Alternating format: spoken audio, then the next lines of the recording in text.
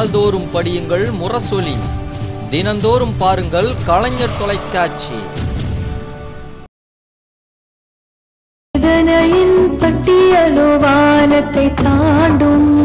குடிசைகளுக்கு பதிலாக காங்கிரீட் வீடுகளை கட்டித் தருவது நமது திட்டம்.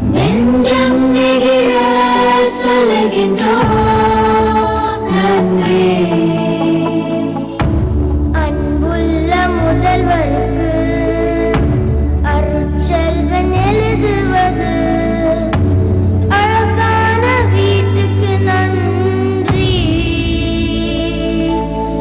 என்றும் ஒழுகாத வீட்டுக்கு நன்றி.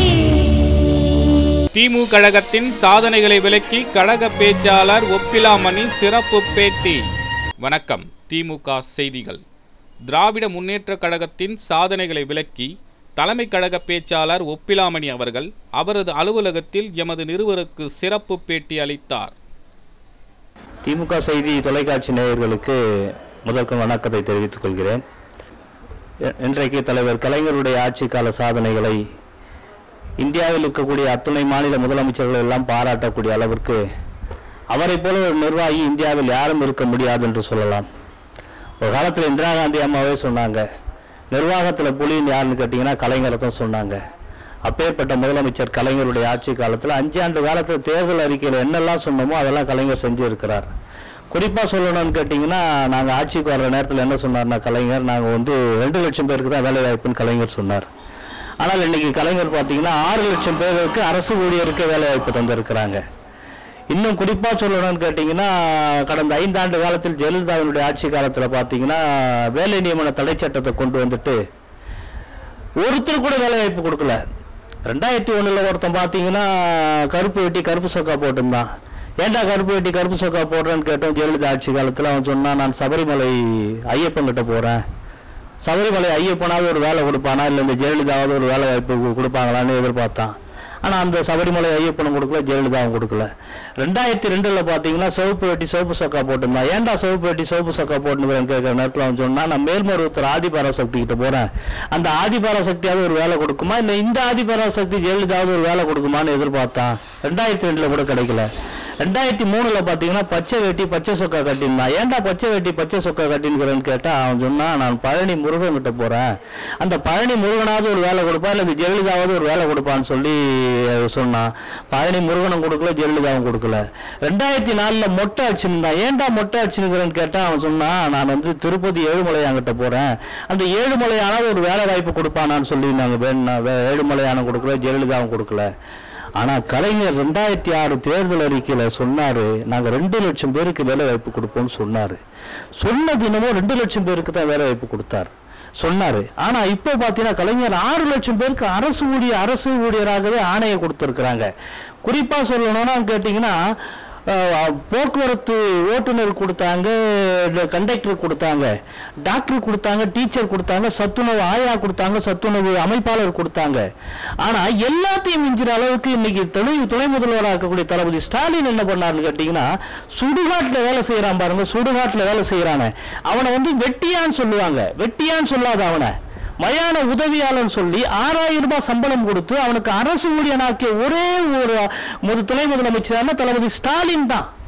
இன்னைக்கு ஏன் தளபதி ஸ்டாலின் பின்னாடி இன்னைக்கு மக்கள் எல்லாம் இளைஞர்கள் எல்லாம் அவர் பின்னாடி நிக்கிறாங்கன்னு கேட்டீங்கன்னா, இன்னைக்கு இளைஞர்களுக்கெல்லாம் இன்னைக்கு 6 லட்சம் பேருக்கு வேலை வாய்ப்பு மட்டும் இல்லை, இன்னைக்கு சுய உதவி குழுக்கள், பெண்களுக்கு மட்டும் சுய உதவி குழு, ஆண்கள் சுய உதவி குழு இன்னைக்கு தளபதி ஸ்டாலின் உருவாக்கி கொடுத்திருக்கிறார். நான் இன்னைக்கு கேட்க மேடையில் கேட்கிறேன், 1 ரூபாய்க்கு 1 கிலோ அரிசி கொடுக்குறது தலைவர் கலைஞருக்கு சாதாரணம் சார். இன்னும் கூட சொல்றேன் சார், 3 முட்டை 5 முட்டையா கொடுக்குறாரு, அது கூட என் தலைவர் கலைஞருக்கு சாதாரணம் சார். திருமண உதவி திட்டம் 25,000 கொடுக்குறாரு, அது கூட கலைஞருக்கு சாதாரணம் சார். கர்ப்பிணிகளுக்கு 6,000 கொடுக்குறாரு, அது கூட தலைவர் கலைஞருக்கு சாதாரணம். முதியோர் பென்ஷன் 400 500 ரூபாய் கொடுக்குறாரு, அது கூட தலைவர் கலைஞருக்கு சாதாரணம். திருமணமாக ஆகாத பெண்களுக்கு இன்னைக்கு 500 ரூபாய் கொடுக்குறாரு. 50 வயசு ஆயிட்டு திருமணம் ஆகலாம், அவங்களுக்கு 500 ரூபாய் கொடுக்குறாரு. அது கூட தலைவர் கலைஞருக்கு சாதாரணம். இலவச பஸ் பாஸ் கொடுக்குறாரு, அது கூட தலைவர் கலைஞருக்கு சாதாரணம். இலவச சீருடை கொடுக்குறாரு, அது கூட தலைவர் கலைஞருக்கு சாதாரணம். சோடியோ லைட் போடுறாரு, அது கூட தலைவர் கலைஞருக்கு சாதாரணம். ஐமாஸ் லைட் போடுறாரு, அது கூட தலைவர் கலைஞருக்கு சாதாரணம்.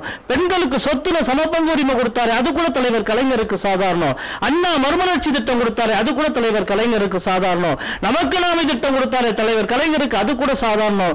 இன்னும் கூட சொன்னா உழவர் சந்தை திட்டம் கொடுத்தாரு தலைவர் கலைஞர், அது கூட தலைவர் கலைஞருக்கு சாதாரணம். பெண்கள் சுய உதவி கூட கொடுத்தாரு, அது கூட தலைவர் கலைஞருக்கு சாதாரணம். இன்னும் கூட சொன்னா 1வது இருந்து 5வது வரை பெண்களே ஆசிரியர் கொண்டு வந்தாரு, அது கூட தலைவர் கலைஞருக்கு சாதாரணம். இன்னும் கூட சொன்னா உள்ளாட்சியில் 30% இடஒதுக்கீடு கொடுத்தாரு பெண்களுக்கு, அது கூட தலைவர் கலைஞருக்கு சாதாரணம். கலைஞர் காப்பீட்டு திட்டம் கொடுத்தாரு, அது கூட தலைவர் கலைஞருக்கு சாதாரணம். இன்னும் கூட சொன்னா 108 ஆம்புலன்ஸ் கொண்டு வந்தாரு, அது கூட தலைவர் கலைஞருக்கு சாதாரணம். எல்லாம் சாதாரணம் சாதாரணன்றீங்க சார். என்ன சார் மிகப்பெரிய திட்டம் நீங்க கேட்கலாம். இந்தியாவில் எந்த முதலமைச்சரும் செய்யாத ஒரே சாதனை சார். இன்னும் சொல்றேன், நெஞ்ச தட்டி சொல்றேன் சார், மாற தட்டி சொல்றேன் சார். என் தலைவர் கலைஞர் யாரும் செய்ய முடியாத சாதனை. தந்தை பெரியாருடைய கனவை நிறைவேற்றினாரு. அனைத்து ஜாதி அர்ச்சகராக சட்டத்தை கொண்டு வந்து இந்தியாவில் ஒரு புரட்சிகரமான திட்டத்தை உருவாக்குறாரு. அதுதான் சார் இந்த நாட்டில் மிகப்பெரிய சட்டம். கலைஞர் வந்தா அடுத்து இன்னும் சிறப்பா செய்வார்ன்றாங்க. நீங்க எழுதி வச்சுக்கோங்க. கிட்டத்தட்ட 200 தொகுதிக்கு மேல கலைஞர் கூட்டணி திமுக கூட்டணி வெற்றி பெறும், அறுதி பெரும்பான்மையாக வெற்றி பெறும். கலைஞருடைய 2011 திமுக மிகப்பெரிய வெற்றி பெறுவது உறுதி. 6வது முறையும் கலைஞர் தான் முதலமைச்சராக வருவார். அது எந்தவித மாற்றமும் கிடையாது சார். இன்னைக்கு 87 வயதிலும் உழைக்கிற தலைவர் கலைஞர். இந்தியாவில் எந்த முதலமைச்சர் சார் சொல்லுங்க சார், அடையாளம் கட்டுங்க சார். இன்னைக்கு பார்த்தீங்கன்னா நிதிஷ்குமாரே கலைஞரை பார்க்குறார். நிதிஷ்குமார் கலைஞரை பார்த்து கேட்குறார், உங்களை மாதிரியெல்லாம் நிர்வாகம் பண்ண முடியாதுன்னு. சமீபத்தில் தளபதி ஸ்டாலின் டெல்லிக்கு போறார். அவர் கேட்குறாங்க, என்னங்க காலையில் நீலகிரிங்கிறீங்க, அப்புறம் மதியம் வந்து கோயம்புத்தூருங்கிறீங்க, கோயம்புத்தூர் முடிச்சுட்டு ஈரோடுங்கிறீங்க, ஈரோடு முடிச்சு சேலங்கிறீங்க, சேலம் முடிச்சுட்டு நாமக்கல்லுங்கிறீங்க, எப்படி உங்களால் நிர்வாகம் பண்ண முடியுதுன்றாங்க. மக்களுக்கு உழைப்பது தான் எங்களுடைய எண்ணம். மறவாதீர் என்றைக்கும் உதயசூரியன் சின்னம் என்று சொல்லி இந்த நல்ல கலைஞருடைய பொற்கால ஆட்சி மலர்வதற்கு நீங்கள் என்றைக்கும் உறுதுணையாக இருக்க வேண்டும்.